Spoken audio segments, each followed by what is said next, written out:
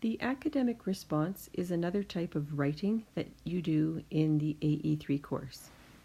So for this course, you have your essay writing. Okay, you have the academic response. Okay, and you have your journal writing.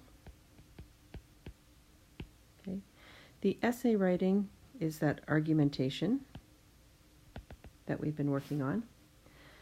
And there's a certain style to that, right? That we've talked about certain types of language that we use. There's a very specific format in terms of its points and supports, the counter argument, the refutation.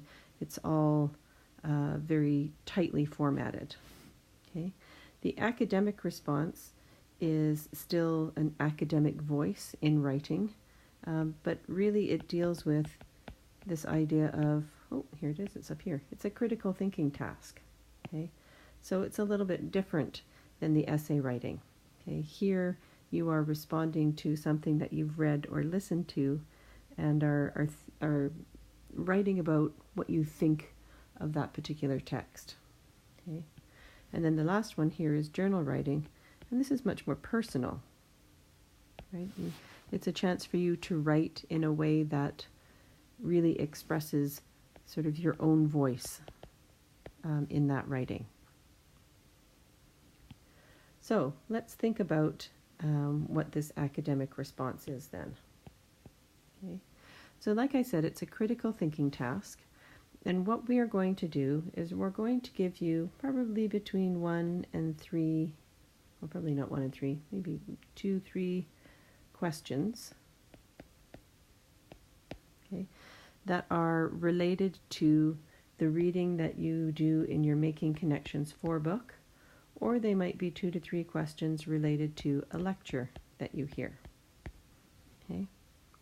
We're going to ask you to choose one of those questions, okay, and write 250 words, a 250 word paragraph, okay, response to this task. So in this response, what are you going to write? Okay, how are you going to do this? Okay, let's talk about that.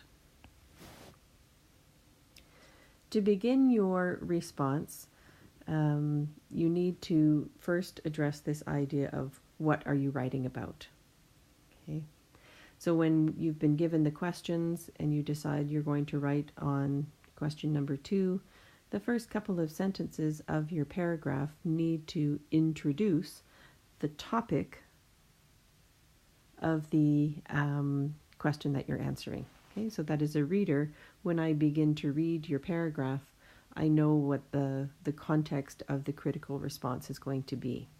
Okay, so that's quick. That's like a 1 to 3 sentence kind of introduction to this paragraph.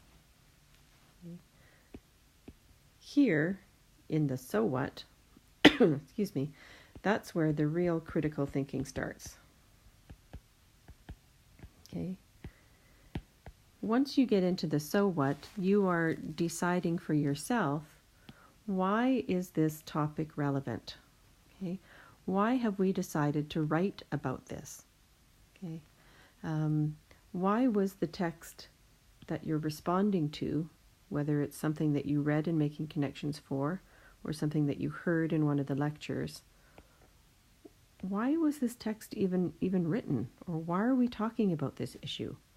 Why do you think we need to talk about the Office of the Student Code of Conduct, for example? What's the reason that we're talking about that? Okay, so that's the next part of your paragraph. And then finally, we get to this question of now what? Okay.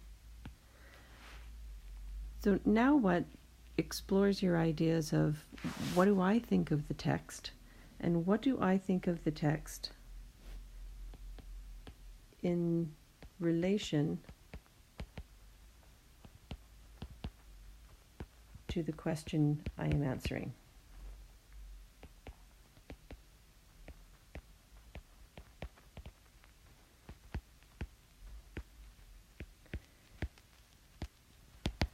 Okay, so the questions that we give you for this are always going to be, well, mostly will likely be questions like giving your opinion about something. Do you agree with something? Why do you think this is the case? Support your answer with reasons. Okay? And those reasons are going to come from you, from your perspective. Okay? Another thing to think about is what can I do with the information from the text?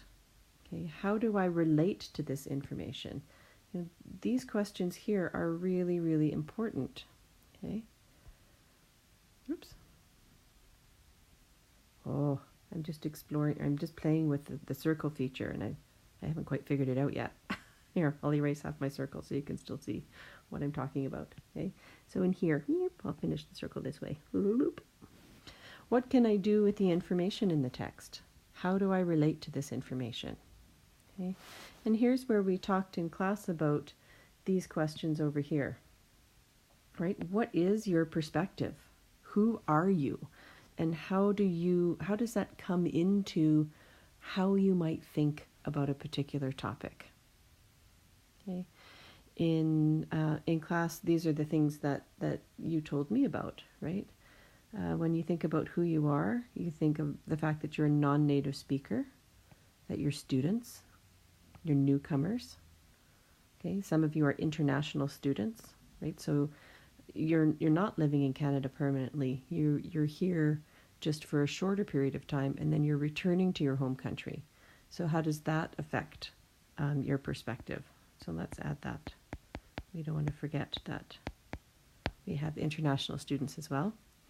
Many of you have professions, okay? Nurses, doctors, engineers, accountants, teachers, lawyers. Okay? How does that professional background that you have allow you to think about the question that you're answering? Okay? Does the fact that you're a man or a woman affect the way you're answering the question?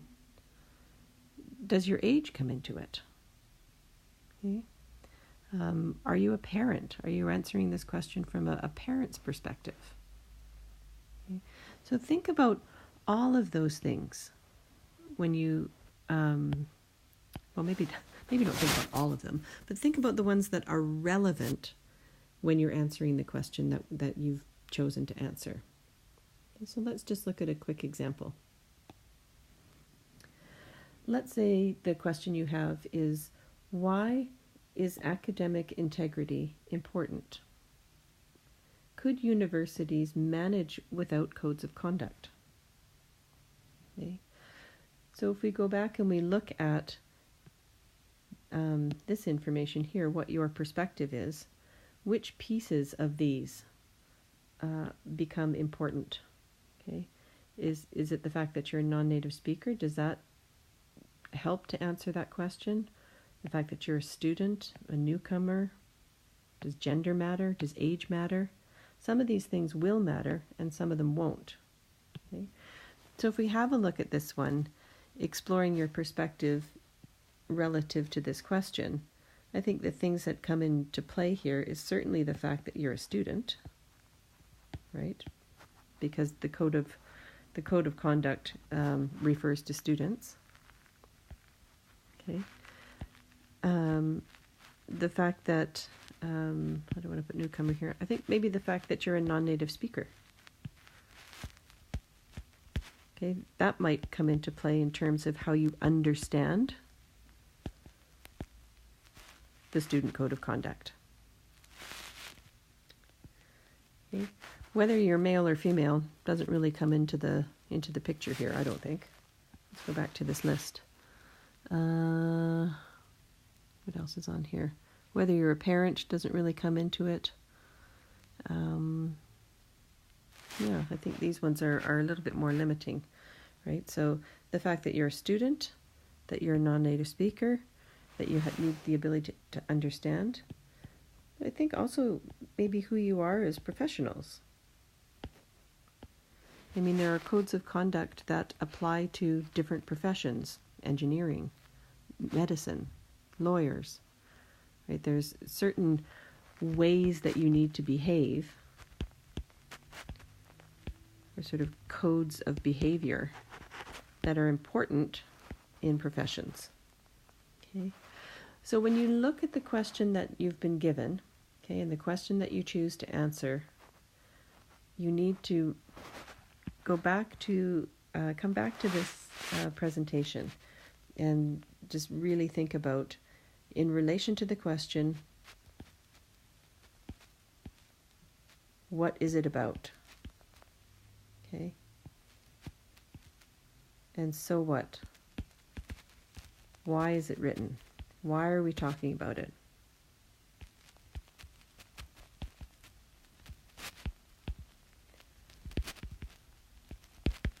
Okay, and then now what?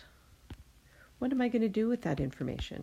Okay, how am I going to answer that question relative to who I am?